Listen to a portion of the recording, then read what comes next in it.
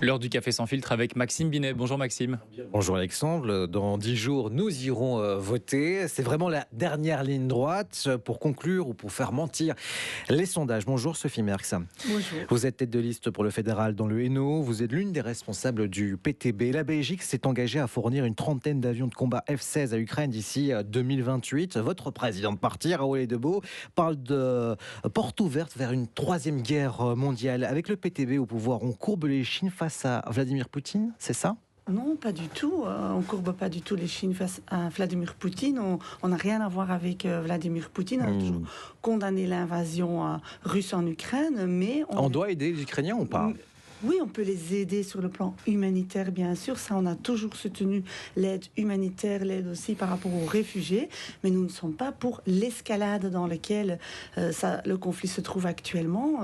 On voit qu'aujourd'hui, Biden a donné l'autorisation pour aller bombarder en Russie. Donc là, effectivement, il ne faut pas oublier que la Russie est une puissance nucléaire. Et donc, effectivement, c'est un danger que le conflit va vers l'escalade. Et nous disons ce qu'il faut aujourd'hui. La seule aide que nous n'avons pas donnée... Les F-16, ça va trop loin pour vous ou pas ? Oui, ça va trop loin pour nous. Et la seule aide que nous n'avons pas encore donnée à l'Ukraine, c'est une aide diplomatique. Et c'est pour ça que nous plaidons depuis autant... Les Européens ont déjà essayé de négocier avec Vladimir Poutine lors notamment de l'annexion des territoires de la Crimée par la Russie. Ça n'a pas marché. Il y a eu la guerre après, quelques années plus tard, en Ukraine, déclarée par la Russie. Écoutez, il faut se dire comment est-ce que cette guerre va se terminer. Est-ce qu'on va bombarder complètement Moscou? Est-ce qu'on va anéantir les Russes? Ou est-ce qu'à un moment donné, on va se retrouver à une table de négociation? Dans 2 semaines, dans 2 semaines, il y a un sommet qui va s'organiser en Suisse, entre autres. C'est ce genre d'initiative que l'Union européenne devrait vraiment soutenir de tout son poids pour effectivement arriver à une solution diplomatique. D'ailleurs, il y a eu presque un accord 2 mois après l'invasion entre la Russie et l'Ukraine, mais malheureusement, ça a été saboté par Boris Johnson. On voit notamment que l'Ukraine est l'un des enjeux aussi de cette campagne électorale.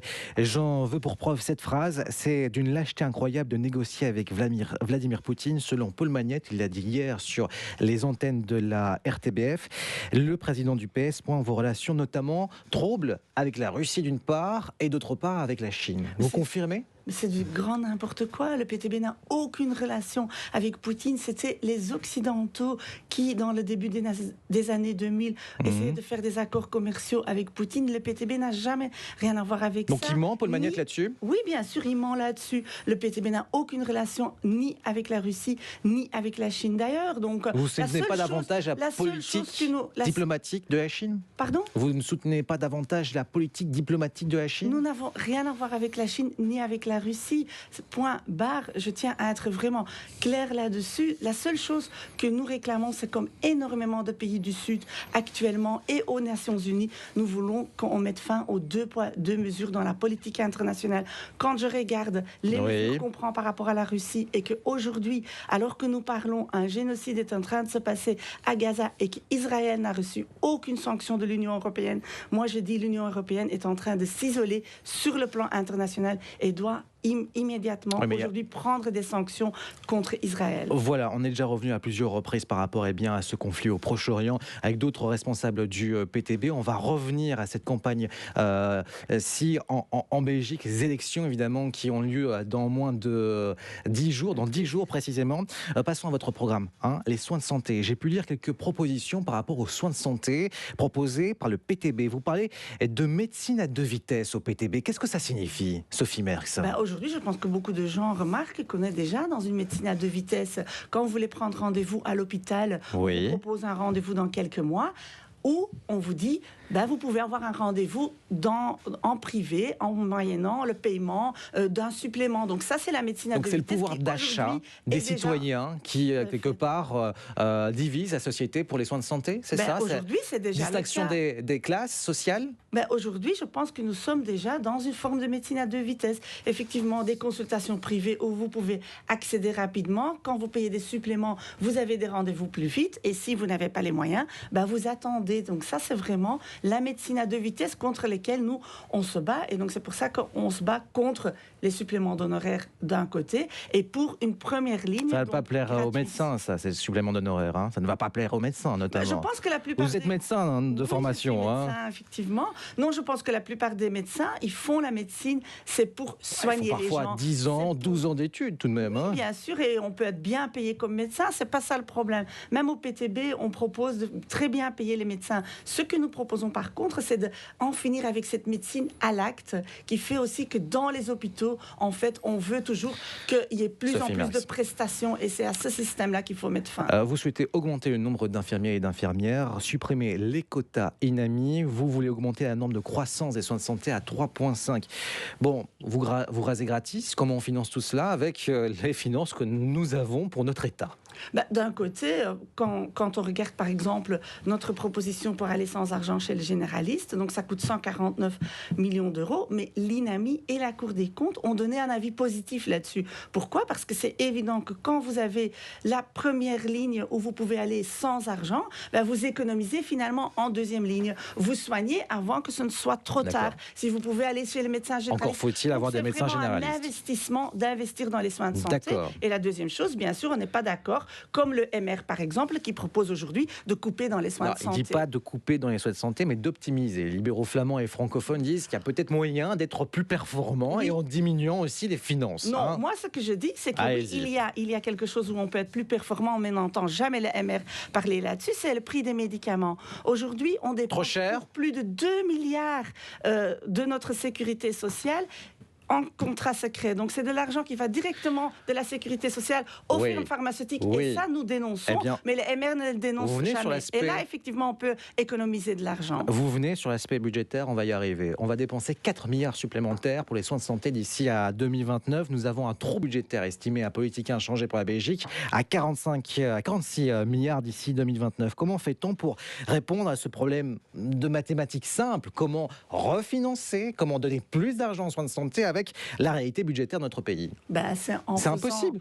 C'est en faisant payer les épaules les plus larges. De l'argent, il y en a en Belgique. Ça ne suffit pas, il y en a en Belgique. Par exemple, prenons la taxe des millionnaires que nous proposons. On peut aller chercher jusqu'à 8 milliards d'euros. Il faut aussi mettre fin aux niches fiscales. Une entreprise multinationale qui est censée payer 25% d'impôts et qui en paye 2-3%. Vous, quand vous devez payer vos impôts, 30%, c'est 30%. Vous négociez pas avec le fisc. Les grandes entreprises, oui, ils arrivent à échapper à l'impôt. Et donc là, je crois qu'il y a de l'argent à aller chercher. En Belgique francophone, il y a souvent des petites PME, des PME. Et donc voilà, c'est pas là qu'on va trouver. Je ne parle pas des PME. Eux, effectivement, ils payent beaucoup d'impôts. C'est 5% de notre tissu économique, Sophie Merckx. Il y a quand même beaucoup d'argent à aller chercher dans les multinationales. D'accord.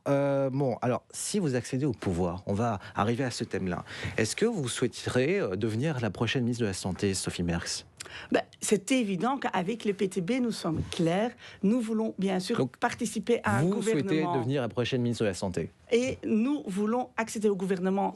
Quel poste de ministre?